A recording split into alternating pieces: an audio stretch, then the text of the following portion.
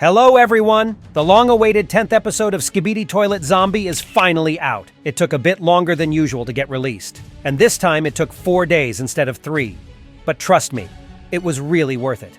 And like I said in my analysis of the leaks video for episode 10, it turned out to be one of the creepiest and scariest episodes in the history of the series. It was once again packed with surprise new guest appearances and a huge number of references. If you're really ready to find out who saved the POV from being eaten by zombies and see how the Clockman bouncer tried to destroy the big cameraman, then put all your business aside for the next 10 minutes and trust me. Today, I will analyze the 10th episode of Skibidi Toilet Zombie for you. And then I'm going to show you all the secrets and Easter eggs you definitely missed. What's the difference between the leaked video and the final version? And what monster up actually added in there? Why did two girls get into a fight and start hitting each other? Who was this zombie before the infection, and what episode did you meet him in? Get your tea and snacks ready and prepare to watch this video to the end, because it will certainly be the best thing you'll see today. Let's go! And the first thing I would like to tell you about is that the video leak that I showed in the last video and the final version are slightly different. So one of my theories about how the Alliance and the squad were being led by the bouncer turned out to be wrong.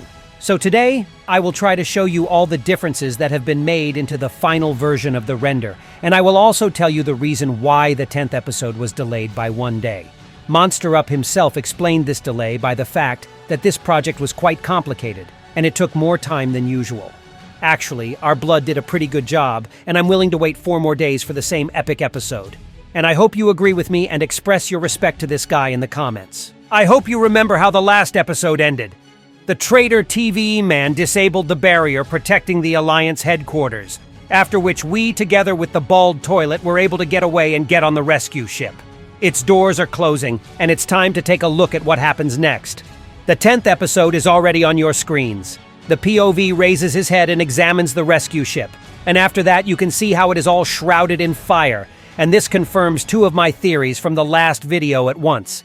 In the first one, I assumed that the Alliance would get into an accident, because of which the Alliance would have to make a premature landing in this creepy place. But it was also difficult to tell from the video leak at what time of day the episode would take place. But thanks to this leak, I assumed that the POV and the company would be in a dark forest, where this monster was already waiting for them. Well, in the final version, the cast has not been changed, and there are all the same guys that were in the video leak, namely, a toilet with a bald head, and another one with the headphones, an ordinary cameraman, a beautiful TV woman, and a big cameraman. You turn your head and look around the area, and on the tree that is on the left side of the screen, you could notice these posters, which depict 2 popular YouTubers. They are wanted, and it looks like there is a big reward for their heads. The only question is, who exactly hung the posters? Whether it was someone from the Alliance or a member of the zombie army, we do not know. And who do you think needs these guys? Next to the POV, there's another cameraman who is doing some pretty stupid things right during the expedition. The dude really thinks that this is the right time to watch the video on the Leon Picaron channel. I could justify this cameraman only if he watched the analysis on my channel, because this is really the only option in which you can really put aside all business in order to enjoy my videos. Also, in the distance near the tree, you can see the silhouette of an unknown guy, and it seems like he is watching us. And at the end of the episode, he will appear in order to save the POV. So, if you want to find out who this hiding dude is, watch the video to the end so you won't miss anything. The Alliance hears strange noises, and then the cameraman decides to play the hero and takes a few steps forward in order to find the one who screamed. But this loafer's leg quickly falls into a trap, and he gets suspended from the top. This trap was well hidden, and it was really impossible to notice it, and in the video leak it was generally unclear what exactly the cameraman stepped on. But here we can actually take a closer look at it. There was something like a small crane with an orange net attached to the tree. Okay, after that, several drillmen appear around the corner, and a couple of seconds later something really crazy happens, because along with the bouncer his girlfriend lands. And oh my god, if you observed the leak before, then you must remember how only the Clockman landed in the center there. And I was so surprised when I saw this exact lady whose phone number I would like to get in the previous video of mine. Well, welcome, drill woman. In the leak, the bouncer has not yet been rendered and did not look very good, if I were to put it really mildly, but I want to admit that in the final version his design looks pretty much amazing. The Alliance did not like how the newcomers trapped their friend, and they are preparing to give a fight to these strangers. Just like in the video leak, the POV Epic picks up a piece of wood from the ground with his foot. But the bouncer asks everyone to calm down and says with these gestures something like, "Hey guys, let's cool off and just talk for a little."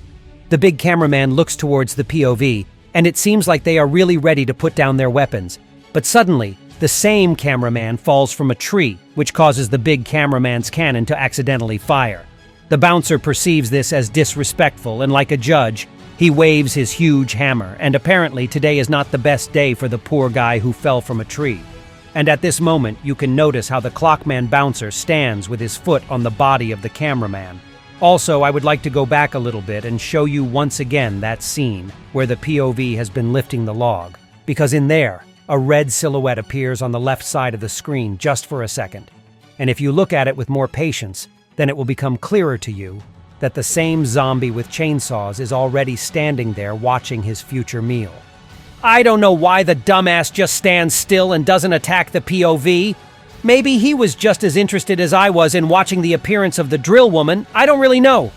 In any case, the big cameraman deftly dodges the bouncer's blows, while the bald head knocks the drill man down like a professional wrestler.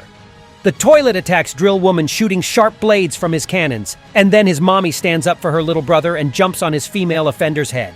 TV woman then disconnects her TV and blinds her friend drill woman with it. Meanwhile, another drillman starts shooting from a tree in the POV, but he deftly dodges this attack and uses the log like a boomerang instead, and it hits the target right away, and then as a bailout wand comes back to its owner. Honestly, it looks quite funny, and no law of physics can explain how a heavy stick could fly away and come back like that.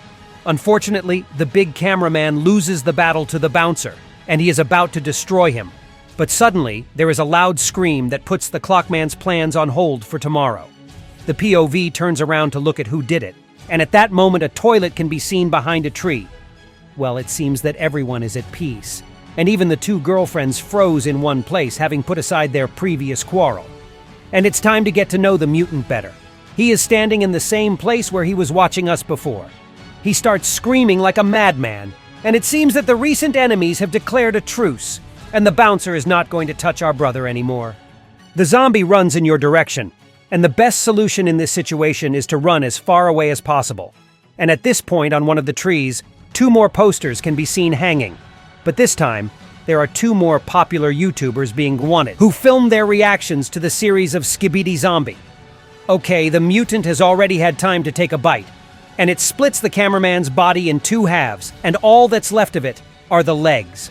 It's probably the same poor guy that got trapped, and it's a pity that he's getting so unlucky again and again. Now his body is infected with a virus, and he's destined to become a zombie soon. Press F, cameraman. Drillman tries to avenge his friend in response, but the hero then suffers the same fate. The monster bites his head, and only the unconscious body falls down. By the way, at the moment after this shot, Drillman did something very stupid. So if you will slow down this scene, then you will be able to see how the hero stands motionless in the pose at the moment, and it looks really goofy. Okay, the POV is trying to fool the zombies by hiding behind a tree, and it seems like his plan is really working. And the monster seems to be just awfully blind.